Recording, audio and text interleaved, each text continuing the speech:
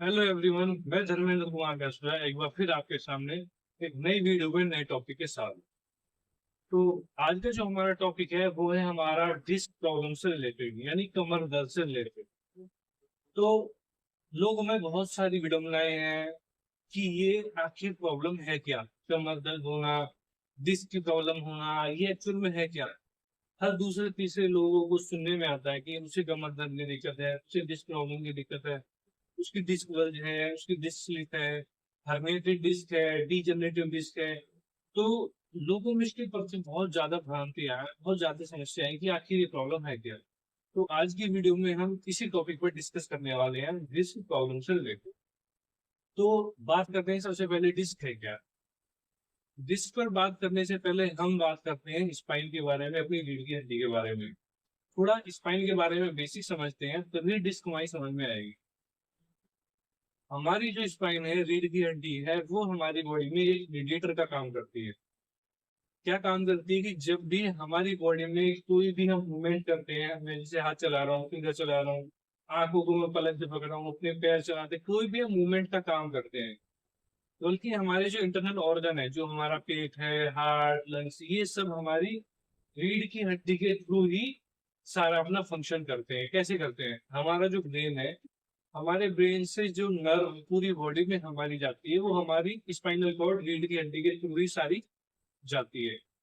तो हमारी spine mediator का काम करती है कि हमारी जो रीढ़ की हड्डी है वो बहुत स्ट्रांग होती है, बोन हड्डी से बनी हुई होती है। तो उसके अंदर से ही सारी नर्व इस तरह से पाइपलाइन की तरह हमारा जो स्पाइनल कॉर्ड है, उसके अंदर से सारी नर्व्स आती है, तो ब्रांच में डिवाइड होती है, जिससे हमारी पूरी बॉडी का सिस्टम, सेंसरी और मोटर पूरा कंप्लीट होता है। सेंसरी का मतलब, जैसे हम टच करते हैं तो हमें कैसे पता लगा कि किसी ने हमें टच किया है। ब्रेन के पास सिग्नल गया, ब्रेन ने बताया कि ये यहाँ पे किसी ने टच किया है। ठीक है। अब सेंसरी का मतलब ये भी होता है कि हमारी बॉडी के लिए कोई अच्छा है तो बॉडी कहेगा ठीक है, अगर लगेगा कोई गलत चीज है तो बॉडी तुरंत रिएक्ट करेगी, उससे बचने की कोशिश करेगी। ठीक है। तो ये सेंसरी और मोटर इस तरह से चलते हैं। कभी जब एंड में फिजियोलॉजी का टॉपिक आएगा तो उस पर डिस्कस करेंगे। तो अब ये जो मीडिएटर का काम हमारी स्पाइन करती है, तो होता क्या है, कई बार हमारी डेली रूटीन और लाइफ स्टाइल की वजह से क्या होता है कि हमारी स्पाइन में जो लचीलापन है वो कम होने लगता है। और वो कैसे कम होता है?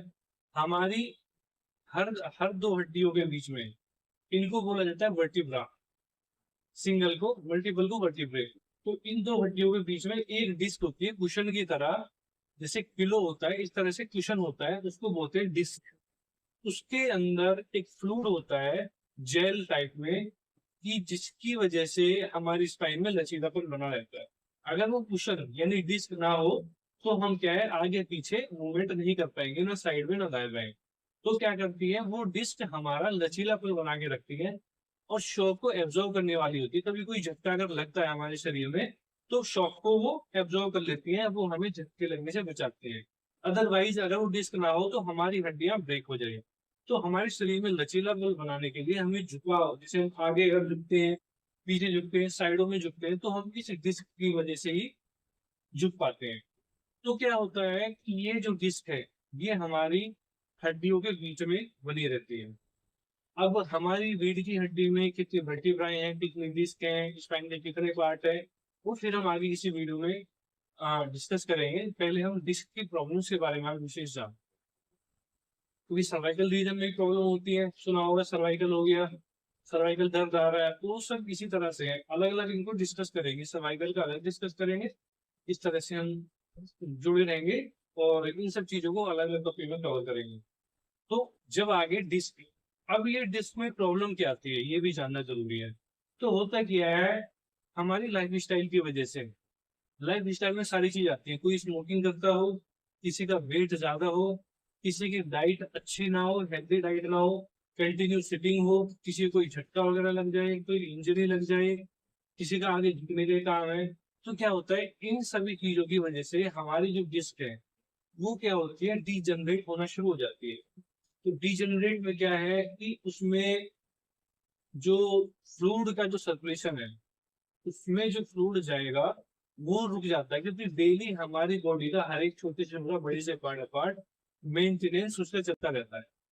तो जब हमारी लाइफस्टाइल गड़बड़ होगी तो क्या रहेगा, उसको सर्कुलेशन अच्छा जब हेल्थी नहीं मिल पाएगा तो धीरे धीरे वो सिकुड़ना शुरू हो जाएगी, पतला होना शुरू हो जाएगी। ये बताया मैंने बेसिक।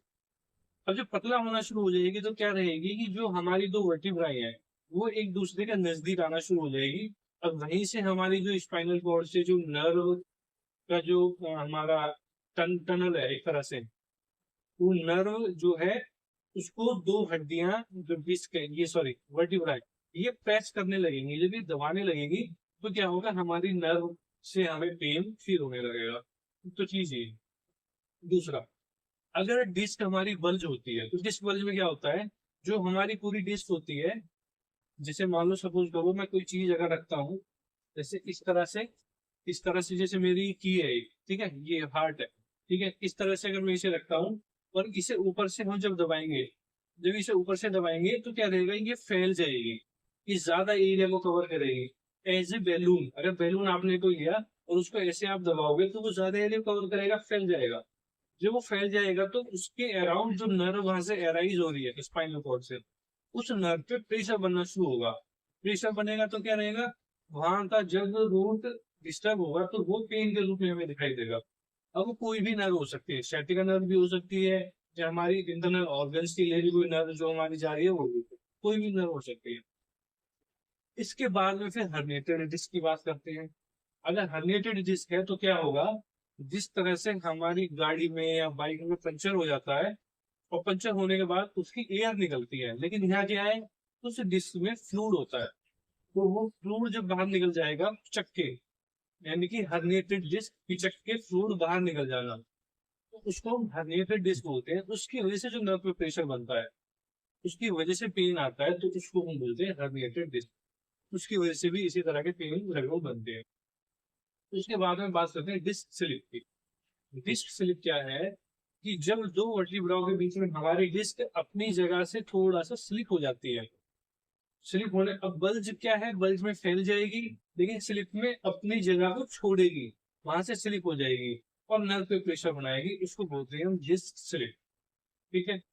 तो ये सारी चीजें आपको अलग अलग तरीके से समझ में आए, बहुत सारी इसकी कंडीशन होती है। ओके। अब इसके बाद आ गया जो हमने शुरुआत में बताया था, डी जनरेटेड डिस्क जो बताया था, उसकी ये कंडीशन होती है, जब वो सीवियर में जाती है तो थिनिंग डिस्क हो जाती है, धीरे धीरे पतली पड़ जाती है, सिकुड़ जाती है, जो हमने शुरुआत में बताया था। तो इन सभी चीजों को अलग अलग कैटेगरी के हिसाब से अलग अलग ट्रीटमेंट करना है। इन्हीं की वजह से बैक में पेन आता है, कमर में दर्द आता है। हो सकता है किसी को झटका लग गया हो तुरंत, और उसके बाद में डिस्क बल्ज हुई हो या स्लिप हुई हो, कोई भी रीजन हो सकता है, उसकी नर्व पे प्रेशर बन गया, तो वो पहली बार में आसानी से ठीक हो जाएगी। जैसे हम कपिंग थेरेपी से एक्यूप्रेशर, एक्यूपंक्चर या कैरोप्रैक्टिक एडजस्टमेंट करते हैं, उससे जल्दी ठीक हो जाती है। लेकिन जिसकी जितनी सेवियर होगी, अब एक तो होता है कि पेशेंट को पेन हो रहा है, ज्यादा दिख रहा है आपको फिजिकली, लेकिन अंदर कितनी प्रॉब्लम है ये जब तक पता नहीं चलेगा, जब तक हमारे पास कोई एमआरआई वगैरह ना हो। कई बार ऐसा होता है पेशेंट को प्रॉब्लम बहुत ज्यादा दिखती है लेकिन उसको ज्यादा टाइम ठीक होने में नहीं लगता है। तो हम हमेशा जो भी ट्रीटमेंट करते हैं कोशिश करते हैं पेशेंट के पास डायग्नोज हो। अगर नहीं है, पेशेंट को ज्यादा सीवियरिटी ऐसा है, पेन अनटोलेबल है, तो उनको ऐसा ट्रीटमेंट देते हैं प्राइमरी लेवल पे, थोड़ा उनको रिलीफ मिल जाए और एमआरआई कराने लायक हो जाए, तो उनको बोलते हैं कि आप एमआरआई करा लीजिए, तो उसके अकॉर्डिंग आपका जो बेस्ट से बेस्ट ट्रीटमेंट होगा वो हम आगे कंटिन्यू करेंगे। क्योंकि तुक्के पे काम नहीं करना होता है, बहुत से लोग इस तरह से काम करते हैं बिना डायग्नोज के ट्रीटमेंट देते हैं, उससे दिक्कतें आती है, उससे उनकी स्पाइनल प्रॉब्लम में टीयरिंग वगैरह हो जाती है, बहुत सारा नुकसान हो जाता है, ब्रेक हो जाती है स्पाइन। आजकल इस तरह के केस बहुत देखने में आ रहे हैं। तो हम आप लोगों से भी ये रिक्वेस्ट करेंगे, कभी भी तुक्के पे काम ना करें, रिस्क पे काम ना करें। पेशेंट को कोई भी ऐसी थेरेपी, कोई भी ऐसा ट्रीटमेंट देने से पहले उसका आपके पास कम से कम एमआरआई वगैरह होना चाहिए। हो सकता है उसकी बोन मिनरल डेंसिटी बहुत वीक हो, आप वहां पे थोड़ा झटका वगैरह दे, ज्यादा टाइट प्रेशर वगैरह दे, उनकी बोन जो है ब्रेक हो जाए, तो उससे पेशेंट का भी नुकसान है, आपका भी नुकसान है। तो इन चीजों को हमेशा ध्यान रखना है।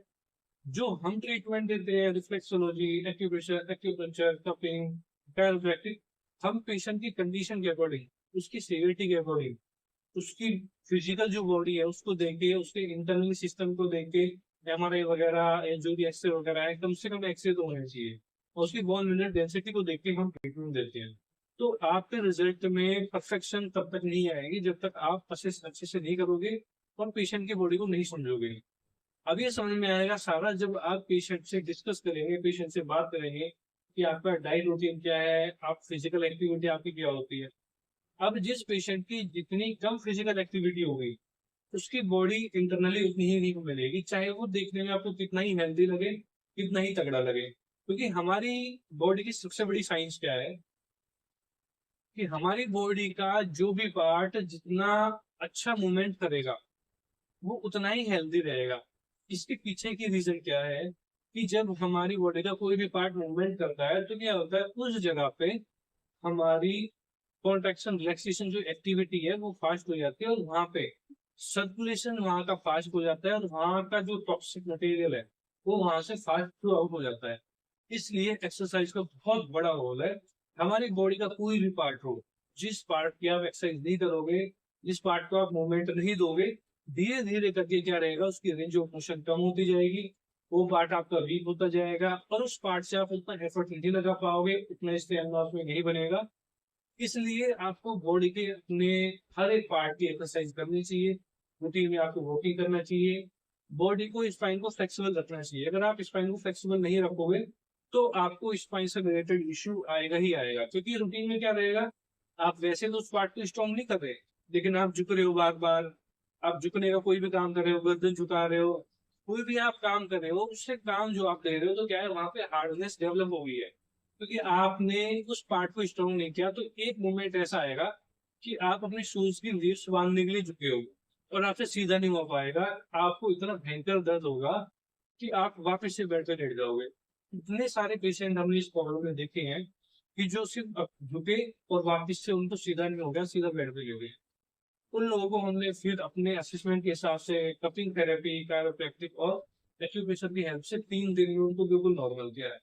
रीजन क्या है, आपका जो वे ऑफ विजन है, आपका वे ऑफ असेसमेंट है, आपका जो ट्रीटमेंट है, वो आपको सिखाएगा, वो आपको बताएगा कि आपको किस तरह से काम करना है। इसलिए आपको हमेशा हर एक प्रॉब्लम को अलग नजरिए से देखना है, सबको एक ही नजरिए से नहीं देखना है। प्रॉब्लम क्या है कि आपके पास में मानो सपोज करो 50+ कोई पेशेंट आता है, तो आपके दिमाग में घंटी बजनी चाहिए कि ये जो बॉडी है अभी डीजनरेशन की तरफ जा रही है। तो इसका हमारे पास बोन मिनरल डेंसिटी टेस्ट होना चाहिए अगर हम स्केलेटन सिस्टम या जॉइंट से रिलेटेड कोई भी ट्रीटमेंट करने वाले हैं। अगर आप उसके बिना ट्रीटमेंट करोगे और वहां पे कोई भी टीयरिंग हो गई, कोई भी फ्रैक्चर वगैरह हो गया, तो वो आपके ऊपर दिक्कत आएगी, पेशेंट का शरीर खराब होगा। इसलिए आपको हमेशा इन चीजों में बहुत ज्यादा सावधानी बरतनी है, जल्दबाजी में कोई भी ट्रीटमेंट नहीं करना है।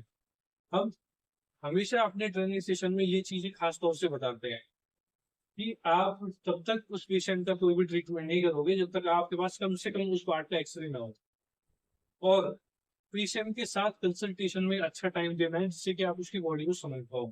वो आपके लिए भी अच्छा है, पेशेंट के लिए भी अच्छा है। तो ये सारा जो आज हमने डिस्कस किया स्पाइन से रिलेटेड, बैक पेन से रिलेटेड, हो सकता है कुछ लोगों को ये चीज समझ में ना आए, लेकिन जो लोग इस फील्ड में ऑलरेडी हैं, हॉलिस्टिक साइंस में, मेडिकल फील्ड में, जो लोग काफी सारी नेचुरल थेरेपीज की, इस तरह की अल्टरनेटिव साइंस की प्रैक्टिस करते हैं, उनको ये अच्छे से समझ में आ गया होगा। तो फिर मिलते हैं नए वीडियो में नए टॉपिक के साथ, तब तक के लिए